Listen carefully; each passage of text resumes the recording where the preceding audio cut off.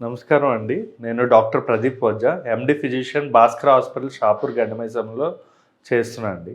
ఇప్పుడు చాలామందికి ఒక క్వశ్చన్ ఉంటుంది. ఏంటనంటే పిల్లలకి అసలు 6 నెలల లోపల వాటర్ అనేది ఇవ్వొచ్చా?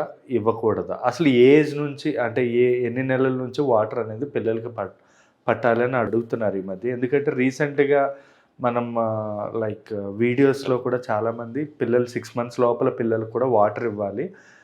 లైక్ దానివల్ల వాళ్ళకి కాన్‌స్టిపేషన్ అంటే మోషన్ అనేది ఫ్రీగా అవుతుందని చెప్పడం అనేది జరుగుతుంది. సో అందువల్ల చాలామంది కన్‌ఫ్యూజ్ అయ్యి అడుగుతున్నారు. వాటర్ ఇవ్వొచ్చా? ఇవ్వకూడదా? రీసెంట్‌గా మంతెన సత్యనారాయణ గారు కూడా వాటర్ ఇవ్వచ్చు 6 నెలల లోపల.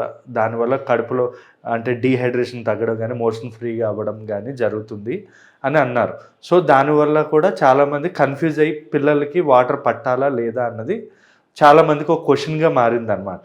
సో పిల్లలకి వాటర్ అనేది 6 మంత్స్ తర్వాత ఇవ్వచ్చు. అది కూడా 6 మంత్స్ టు 12 మంత్స్ వరకు ఎక్కువ వాటర్ అయితే ఇవ్వకూడదండి. మేబీ ఫార్ములా ఫీడ్లో కానీ కొంచెం వాటర్ అంటే మంచి వేడి చేసిన నీళ్ళు కొంచెం కలపొచ్చు.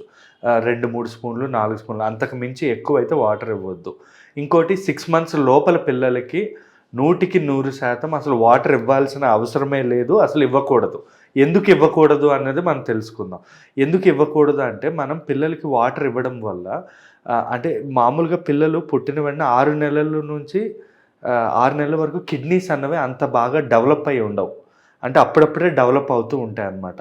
సో కిడ్నీస్కి మనం వాటర్ ఎక్కువ ఇవ్వడం వల్ల ఆస్మలారిటీ వల్ల కిడ్నీలు మీద ప్రాబ్లం పడి దానివల్ల ఏంటంటే బ్రెయిన్లో వాటర్ వచ్చే అవకాశం ఉంటుంది. అది బేబీ ప్రాణానికే ప్రమాదం. లేదా వాటర్ తాగిపోయడం వల్ల పిల్లలకి ఆ కలుషితమైన వాటర్ కానీ వేరే రకమైన కారణాల వల్ల నిమోనియా వచ్చే అవకాశాలు ఉంటాయి. నిమోనియాతో కూడా పిల్లలకి ప్రాణానికే ప్రమాదం అయ్యే అవకాశం ఉంటుందన్నమాట. సో ఎటువంటి పరిస్థితిలో కూడా 6 నెలల లోపల పిల్లలకి వాటర్ అనేది అస్సలు ఇవ్వకూడదు. ఎందుకు అంటే మనం ఇచ్చే మిల్క్లో కూడా మిల్క్ ఫీడ్లో కూడా 70% వాటర్ అనేది ఉంటుంది. న్యూట్రియంట్స్ కూడా ఉంటాయి అన్నమాట ఈ మిల్క్లో. సో మీరు అనవసరంగా వాటర్ ఇవ్వడం వల్ల సరిగ్గా న్యూట్రియంట్స్ కూడా బేబీకి అవ్వదు. అండ్ ఆల్సో కడుపు అనేది నిండిపోవడం వల్ల మనకి పాలు కానీ న్యూట్రియంట్స్ తీసుకోవడం కూడా బేబీకి ఇబ్బంది అవుతుంది. అందువల్ల మనం వాటర్ అనేది పిల్లలకి 6 మంత్స్ లోపల పిల్లలకి ఇవ్వకూడదు.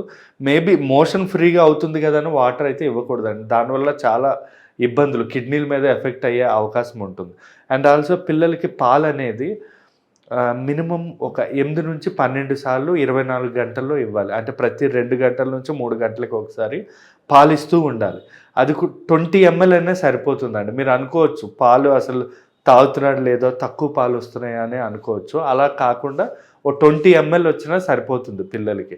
కాకపోతే 2 గంటలు అలా మనం 6 నెలలు అంటే ఎక్స్క్లూజివ్గా బ్రెస్ట్ ఫీడింగ్ అనేది ఖచ్చితంగా 6 నెలలు మాత్రం మిల్క్ వస్తే ఇవ్వాలి. ఏ మదర్ అయినా ఇవ్వాలి. మనం అందం గురించి అని దీని గురించి అని చూసుకోవద్దు. లేదంటే పిల్లలకి ఫ్యూచర్లో ప్రాబ్లమ్స్ వచ్చే అవకాశాలు ఉంటాయి. లేదు మిల్క్ అసలే రావట్లేదంటే దానికి ట్రీట్మెంట్స్ ఉంటాయి. గెలాక్టిక్ గ్రాన్యూల్స్ అని ఉంటాయి, ఇంజెక్షన్స్ ఉంటాయి. అవే కాకుండా కొన్ని ఫార్ములా ఫీడ్స్ కూడా మంచివి ఉంటాయి. అవి మనం పెట్టి మనం మిల్క్ ఫీడ్ అనేది ఇవ్వాల్సి ఉంటుందండి. లేదా పిల్లలకి లైక్ ఫీవర్లు కానీ ఇలాంటివి వచ్చేటప్పుడు బాగా కొంచెం మిల్క్ ఫీడ్ అనేది ఎక్కువసార్లు ఇస్తే సరిపోతుంది. అదే 6 మంత్స్ దాటాకంటే పోనీ వాటర్ కానీ ఏమైనా ఇవ్వచ్చు. వాళ్ళకి ఈ జ్యూసులు పట్టడం కానీ అంటే లైక్ ఈ ఆరెంజ్ జ్యూసులు అని చెప్పి వేరే జ్యూసులు అస్సలు పట్టకూడదండి. దానివల్ల నిమోనియా వస్తుంది. ఈ కూల్ డ్రింక్స్ అస్సలు ఇవేవి కూడా ఇవ్వద్దు. కొంతమంది ఏంటంటే కొన్ని ట్రెడిషనల్గా ఏంటంటే పిల్లలకి 6 మంత్స్ దాటాక కానీ లేదా 12 మంత్స్ లోపల కానీ ఏం చేస్తుంటారు అంటే ఇవి ఇస్తూ ఉంటారనమాట. లైక్ కొంచెం కళ్ళు పోయడం కానీ నిద్రపోకపోతే కొన్ని సిరప్స్ లాంటివి పోయడం కానీ లేదా కడుపు నొప్పి అంటే గ్రేప్ వాటర్ అని ఇస్తూ ఉంటారు. ఆ గ్రేప్ వాటర్ అనేది కూడా ఎక్కడ కూడా అంటే ఏ మెడికల్లో కూడా ఇవ్వరండి.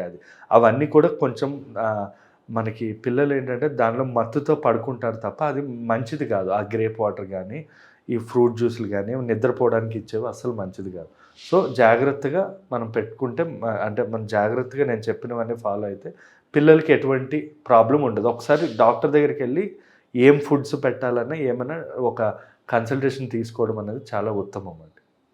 Thank you.